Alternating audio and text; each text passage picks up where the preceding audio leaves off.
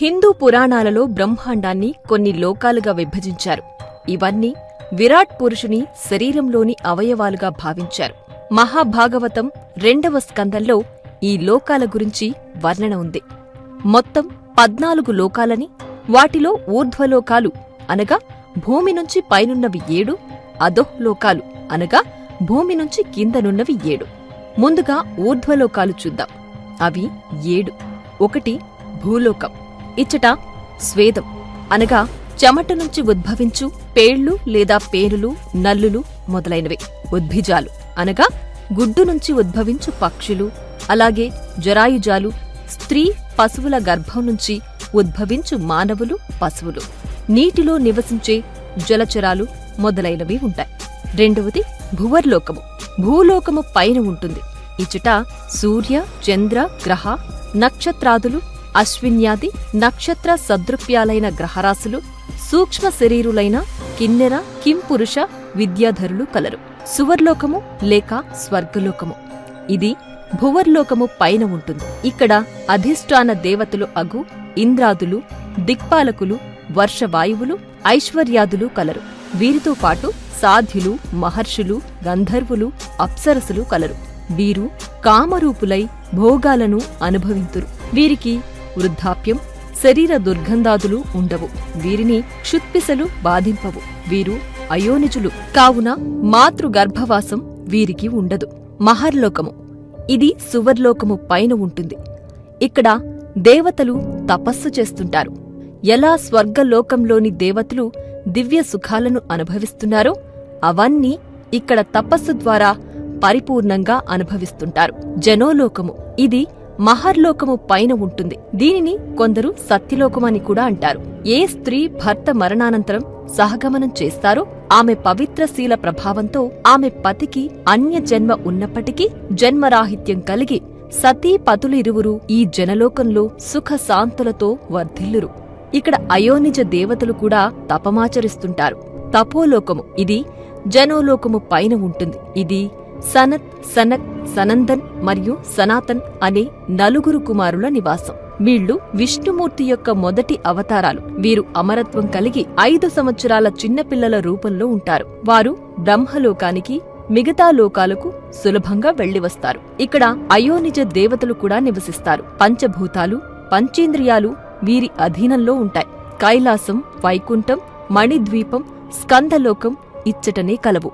ఈ లోకం సర్వదా సుగంధ ద్రవ్యాలతో, సువాసనలతో, శాంతియుతంగా, సాంద్రానందంతో కూడి ఉంటుంది. భూలోకంలో ఎవరెవరు ఏ ఏ దేవతామూర్తులను ఉపాసిస్తారో ఆయా మూర్తుల రూపాలతో ఇక్కడ తపం ఆచరిస్తున్నారు. ఈ రీతిగా వారు కల్పాంత కాలం అక్కడనే ఉండి కర్మానుసారం భూలోకంలో తిరిగి జన్మించి మరలా పవిత్ర తపాలు ఆచరించి ఎప్పుడు మహాప్రళయంలో సర్వం లయమగునో అప్పుడు వీరు కూడా జన్మరాహిత్యం పొందుదురు. సత్యలోకం. ఇది తపోలోకము పైన ఉంటుంది. ఇక్కడ సృష్టికర్త అయిన హిరణ్య గర్భుడు బ్రహ్మ అను ఒక అధికారిక పురుషుడు ఆ పదవిని అనేకానేక కల్పాలనంతరం ఒక్కొక్కరు పొంది తమ ఆయువు తీరినంతనే బ్రహ్మంలో లయమవుతారు. ప్రస్తుత బ్రహ్మకు మొదటి అర్ధభాగం తీరినది. భావి బ్రహ్మ శ్రీ ఆంజనేయ స్వామి. ఈ లోకంలో కూడా అనేక ఉపాసనలు చేసినవారు, వేదాంత విచారకులు, భూలోకంలో ఆత్మజ్ఞానం పొందినవారు, అసంఖ్యాకులగు మహర్షులు వేదాంత విచారణలు కావిస్తుంటారు.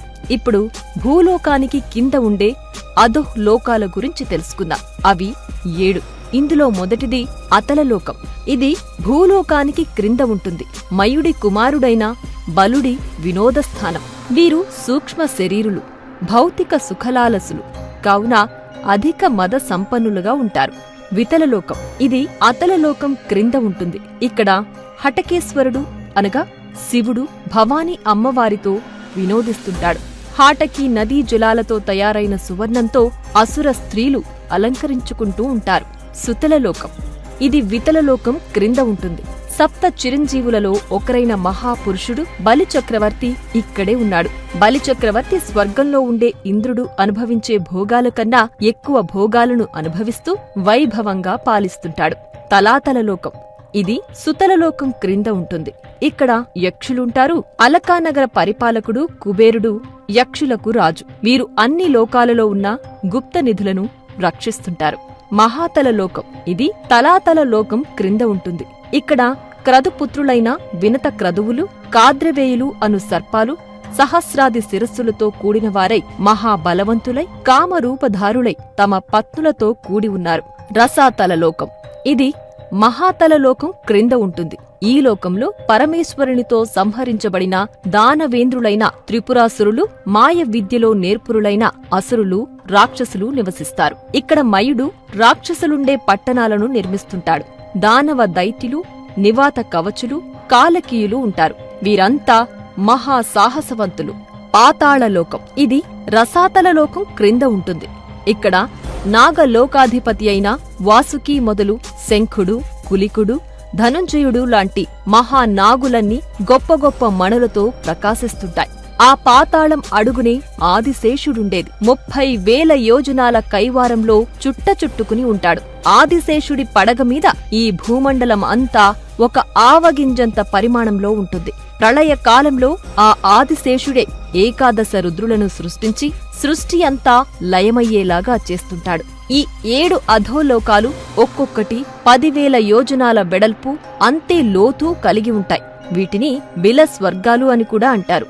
ఈ లోకాల్లో కూడా కామ, భోగ, ఐశ్వర్యాలు స్వర్గలోక వాసులకు లభించినట్లే ఇక్కడి వారికి లభిస్తుంటాయి. ఈ లోకాలన్నింటినీ మయుడు నిర్మించాడు. అంతులేని కామభోగాలను నిరంతరం అనుభవిస్తూ ఉండడమే ఈ లోకవాసుల పని. ఊర్ధ్వలోకాల వారికి ఉన్నట్లు ఇక్కడి వారికి మాత్రం సూర్యరశ్మి ఉండదు. అయితే సర్పాల మణులు దేదీప్యంగా కాంతులీనుతూ ఈ లోకాలలో వెలుగును ప్రసరింపజేస్తుంది.